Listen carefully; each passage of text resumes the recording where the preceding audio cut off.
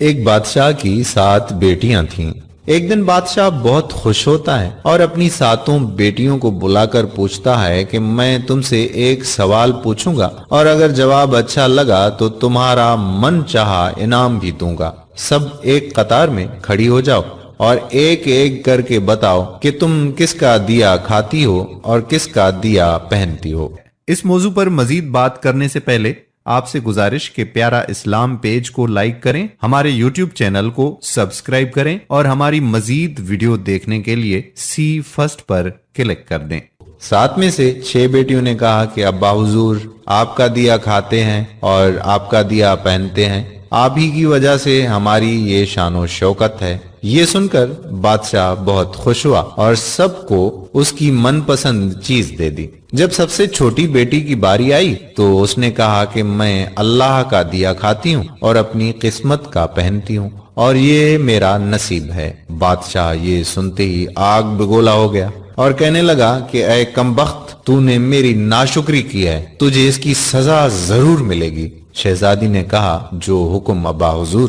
بادشاہ نے سپاہیوں کو حکم دیا کہ جاؤ اسے جنگل میں چھوڑاؤ، میں بھی دیکھوں کہ یہ میرے بغیر کیسے اللہ کا دیا کھاتی ہے اور اپنے نصیب کا پہنتی ہے۔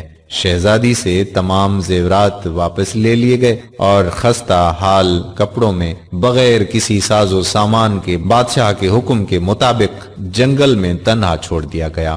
سب سپاہی شہزادی کو چھوڑ کر واپس چلے گئے۔ شہزادی جنگل کو دیکھنے لگی، چاروں طرف درخت ہی درخت تھے اور دوپہر سے شام ہونے والی تھی کہ شہزادی نے سوچا کہ کیوں نہ کچھ لکڑیاں جمع کر لوں تاکہ رات کو آگ جلاؤں، پھر کوئی جنگلی جانور پاس نہیں آئے گا اور رات بھی گزر جائے گی۔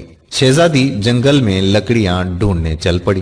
اس کی نظر ایک جھونپڑی پر پڑی جہاں باہر ایک بکری بندھی ہوئی تھی اور اندر سے کھانسی کی آواز آ رہی تھی۔ پہلے تو شہزادی بہت حیران ہوئی کہ اتنی ویران جگہ پر جھونپڑی۔ جب وہ جھونپڑی کے اندر داخل ہوئی تو کیا دیکھتی ہے کہ ایک بوڑھا ضعیف ایک چارپائی پر لیٹا ہے اور کھانستے کھانستے پانی پانی پانی پکار رہا ہے۔ شہزادی ادھر ادھر دیکھتی ہے تو کونے میں ایک پانی کا گھڑا پڑا ہوا ہوتا ہے۔ وہ گلاس میں پانی بھر کر بوڑھے ضعیف کو پلاتی ہے۔ اتنے میں بوڑھا ضعیف شہزادی سے پوچھتا ہے کہ بیٹی تم کون ہو اور اتنے بڑے جنگل میں تم اکیلی کیا کر رہی ہو؟ تب شہزادی اسے پورا ماجرا بتاتی ہے کہ وہ یہاں تک کیسے پہنچی۔ بوڑھا ضعیف اسے جھونپڑی میں ہی رہنے کا بولتا ہے اور کہتا ہے کہ میں شہر میں کام کرتا ہوں، صبح شہر چلا جاؤں گا اور 8 دن کے بعد آؤں گا، تم یہیں رہو اور جھونپڑی میں کھانے کا سامان ہے اور ندی پاس ہی ہے، تم وہاں سے گھڑا بھر لیا کرنا۔ صبح کو بوڑھا ضعیف شہر چلا جاتا ہے اور شہزادی یہاں اکیلی جھونپڑی میں سب صفائی کر کے بکری کا دودھ نکالتی ہے، آدھا اپنے لیے رکھ لیتی ہے اور آدھا باہر ایک کونے میں برتن میں ڈال کر رکھ لیتی ہے کہ رات کو کوئی جانور بھوکا یا پیاسا ہوگا تو پی لے گا، اور خود اندر آ کر سو جاتی ہے۔ صبح سویرے جب شہزادی اٹھتی ہے تو کیا دیکھتی ہے کہ دودھ کا برتن خالی اور پاس ایک لال پڑا ہے جو دیکھنے میں بہت ہی نایاب اور قیمتی معلوم ہوتا ہے، اور پاس ہی سانپ کے نشان بھی نظر آتے ہیں۔ تب شہزادی کو یاد آتا ہے کہ بچپن میں اس نے سنا تھا کہ جب کوئی نایاب سانپ بہت خوش ہوتا ہے تو ایک ایسا لال اگلتا ہے کہ جس کی قیمت ہیرے جواہرات سے بھی مہنگی ہوتی ہے۔ شہزادی بہت حیران ہوتی ہے اور دل میں سوچتی ہے کہ شاید سانپ بھوکا تھا، اس لیے وہ دودھ پی کر خوشی میں لال چھوڑ گیا۔ پھر وہ لال اٹھا کر اپنے پاس رکھ لیتی ہے اور پھر اگلی رات شہزادی برتن میں دودھ رکھ دیتی ہے اور اگلی صبح جب دیکھتی ہے تو پھر ایک لال ہوتا ہے۔ ایسے ہی کرتے کرتے 7 دن گزر جاتے ہیں اور شہزادی کے پاس 7 لال جمع ہو جاتے ہیں اور اس دن بوڑھا ضعیف بھی آ جاتا ہے۔ تب شہزادی اسے لال دکھاتی ہے اور سارا واقعہ بتاتی ہے اور بوڑھے ضعیف کو 3 لال دے دیتی ہے اور کہتی ہے کہ شہر جا کر یہ لال بیچ دو اور آتے وقت اپنے ساتھ محل بنانے والے مزدور لے کر آنا۔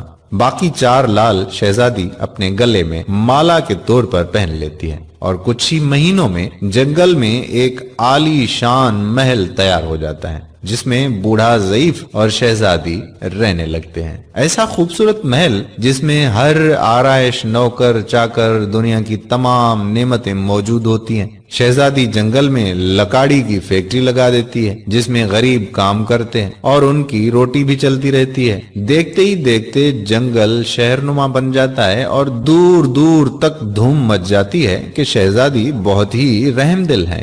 ये खबर ऐसे ही बादशाह तक पहुंचती है तो बादशाह के दिल में इश्तियाक होता है कि देखूं तो सही कौन से मुल्क की शहजादी है जिसकी इतनी तारीफ है। बादशाह सिपाहियों के हाथ पैगाम भेजता है शहजादी से मिलने का। यहाँ शहजादी के सिपाही जब शहजादी को बताते हैं तो शहजादी ये हुक्म देती है कि बादशाह सलामत एक ही शर्त पर हमसे मिल सकते हैं कि वो अपनी तमाम बेटियों के साथ आए। सिपाही जाकर बादशाह को पैगाम दे देते हैं। एक दिन बादशाह अपनी तमाम बेटियों के साथ शहजादी के महल जाता है। शहजादी उन सब से चेहरे पर नकाब पहनकर मिलती है और उनके लिए 7 रंग के खाने पेश करती है और हर खाने के साथ उसी रंग का जोड़ा जेवरात पहनकर आती है। महल की शानो शौकत, खूबसूरती और शहजादी का अंदाज बादशाह और बाकी तमाम शहजादियों को बहुत हैरान और मुतासिर करता है। आखिर में बादशाह शहजादी से कह ही देता है कि तुम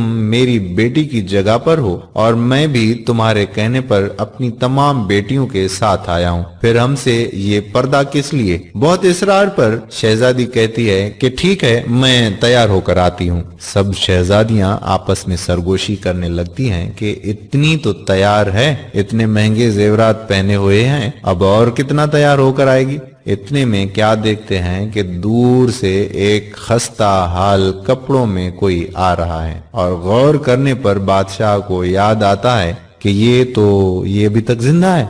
मैं तो सोचता था कि इसे जंगल के जानवर खा गए और जब मैंने अपने सिपाहियों को इसकी खबर लेने भेजा था तब उन्होंने ही बताया था कि वहाँ शहजादी का कोई नामो निशान नहीं है, तो ये कैसे मुमकिन है? बादशाह खुशी से झूम उठता है और कहता है कि शहजादी को बुलाओ, मैं तुम्हें शहजादी से आजाद करवा के ले जाऊंगा, चाहे वो तुम्हारी कीमत में मेरी सारी बादशाहत मांग ले। ये सुनते ही शहजादी बोलती है, नहीं अब्बा हुजूर, मैं ही वही शहजादी हूँ। मैं ना कहती थी कि मैं अल्लाह का दिया खाती हूँ और अपने नसीब का पहनती हूँ, बस उसी अल्लाह ने मुझे कहां से कहां पहुंचा दिया है कि आज मैं आपसे भी ज्यादा अमीर हूँ। फिर शहजादी अपना तमाम हाल बयान करती है कि वो इस मकाम तक कैसे आई और दिखाती है अपने गले की माला जिसमें अभी भी 4 लाल मौजूद होते हैं। ये बात सुनते ही बाकी तमाम शहजादियां दिल में रश्क करने लगती हैं और सोचती हैं कि ऐ काश हमने भी तब यही कहा होता कि अल्लाह का दिया खाती हैं और अपने नसीब का पहनती हैं। दोस्तों, हमेशा अल्लाह ताला की जात पर यकीन रखो, वो जिस हाल में भी रखे हमेशा शुक्र अदा करो। आज के इस दौर में बच्चों की ऐसी तरबियत की बहुत ही ज्यादा जरूरत है। बच्चों की आखिरत की फिक्र भी वालिदैन को ऐसे ही करनी चाहिए जैसे अपनी आखिरत की फिक्र करते हैं। ये एक छोटा सा खूबसूरत पैगाम खास तौर पर हमारे नौजवानों के लिए है। अगर हो सके तो शेयर जरूर करें। अल्लाह ने चाहा तो हमें इसका अजर भी जरूर मिलेगा। हमारे बच्चों की इस्लाह भी हो सकती है। अल्लाह ताला हमें हसन अमल की तौफीक अता फरमाए। आमीन सुम्मा आमीन या रब्बल आलमीन।